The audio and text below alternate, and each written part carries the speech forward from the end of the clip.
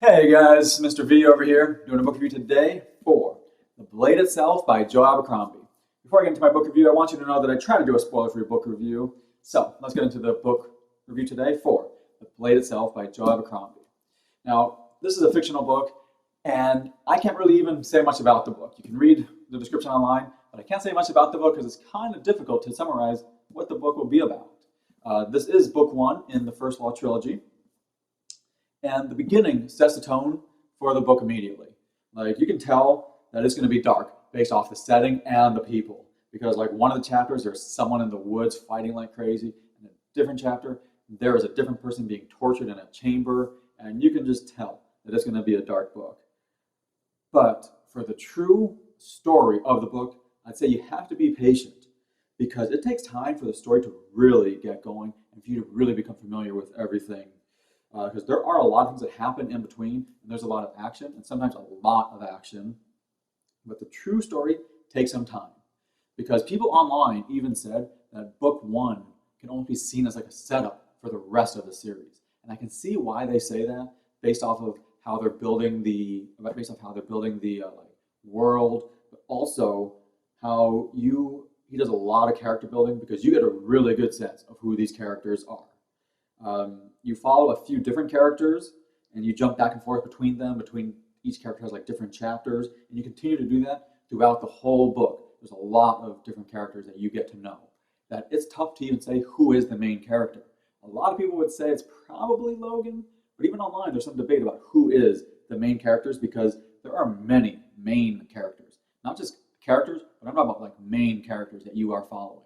And there's a few different ones because you're following different people. But the author, he does a great job of building up the character. Yes, it takes some time, but each one is very complex and they continue to grow throughout the whole book. And I'm talking about the whole book. They are growing because as you learn more of the story, you learn more about the characters, who they are, what their past was, how the past affects who they are, who they know from the past. You're learning about them throughout the whole book. The book is 500 pages, and you're learning about them up until the very end because it is a trilogy. So it's going to continue until the next book.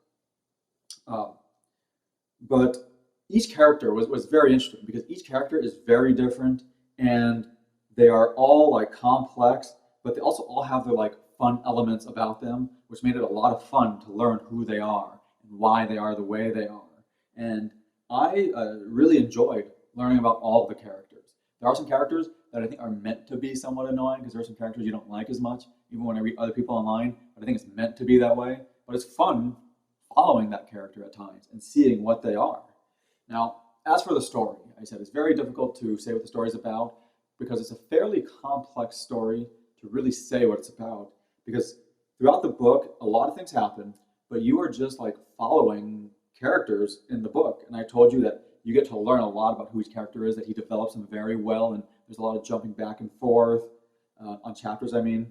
And there are times in the book like you're just following the characters, and sometimes you just don't even fully know what's going on, but you just keep learning more and more.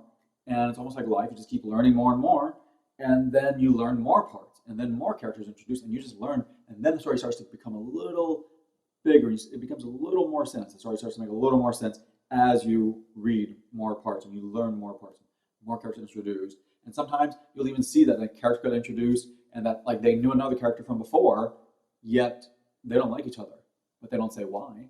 And that adds a little mystery to it. And then you find out maybe later why. Sometimes you do, sometimes you don't. But it has a little mystery like because you wonder like what happened? Why don't they like each other now? And why are they still talking to each other now? And there's a lot of those like fun little elements like that. And that's why I said he starts building this whole world, and that's when the story comes together a little more. He starts building it a lot more. And there's a lot more surprises, like as you learn more, and you just keep following different characters and things like that. And the story like slowly starts to form. So you have to be patient with reading it. There's still a lot of fun, and it's not like it's boring, but it does like slowly form for the story. So just be patient about that.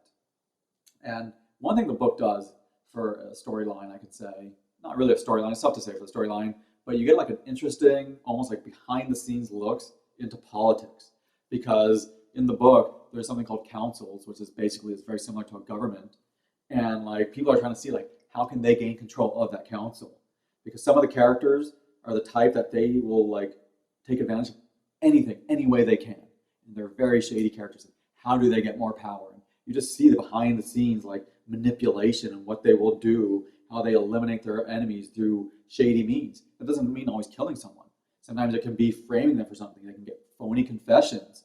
They have these like shady or secret investigations, and you see like who they hire, why they hire these people, and like again, it's like this behind the scenes politics and why they are trying to do all this stuff, and how even though they're like working together with people like on this council, they don't like each other much. And it's like it's really like I think the real political world, how often people will like work together, yet they don't like each other. They're just working together because they both want more power. And he just shows that in the book with different characters and different plot lines. So it is very interesting seeing that. And it adds like this like non-action element, which I thought added to the book. It made it a lot more fun for me because I didn't want to just read the book and just be pure like action and fantasy. Some of these like non-action parts were a lot of fun for me, and I like that aspect as much. But he still does add a lot of great action scenes for those who want that, and there's nice fights. And I also like how he handled the magic in this book, because the magic, in my opinion, is not the center of attention. There are many magical or fantasy elements to this, but a lot of the book actually just kind of seems like real people fighting, real people like doing certain things to each other, and then like some crazy fantasy will be thrown in, like crazy fantasy element will be thrown in, but it's like it fits. So I did like how the magic was like not the center of attention. So I enjoyed that aspect of it. Now there were a few things that I did not like about the book.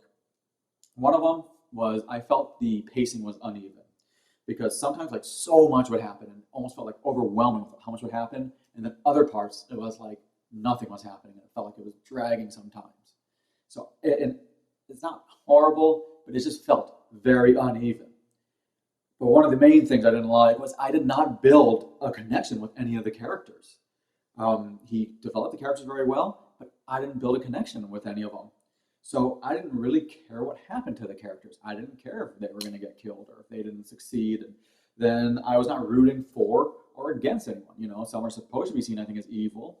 I wasn't really rooting against them. So I think some people that were supposed to be seen as better, I wasn't rooting for them because there was like just no connection to it. And I feel, you know, that can be difficult when reading some of these fantasy books. You want to like be rooting for someone. This one is like I didn't really care what was happening to the characters. So that was one thing I didn't like about the book. Another thing was I felt the end was a disappointment. Can't go in detail, but I felt the end was a disappointment, but I do understand that it is a trilogy.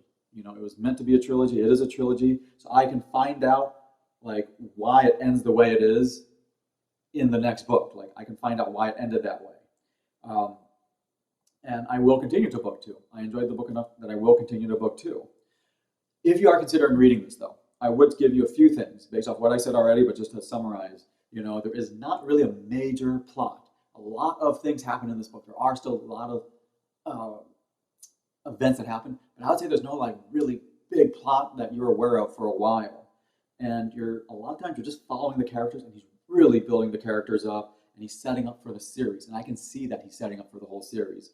Because I said, a lot of people online said that book one is almost this humongous setup for it.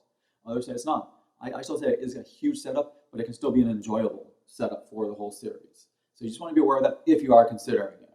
But let me give it my official rating now. So I always rate my books on a scale of 0 to 10, with a 0 just being an awful book. A 5 is an average, and a 10 is phenomenal. If it gets anywhere near 10, put it on your reading list because I'm a very tough critic, and a 5 is average. So for this book, I'm going to give this book a 6. Remember, a 5 is average, so it still is rating above average, and I'm a tough critic. So 6 is still a decent book, because I still felt it was decent, and I enjoyed some parts, but there were parts of the book that I just felt like a whatever, and I said I didn't build that connection with the characters, so that's why I didn't care much what happened to the characters.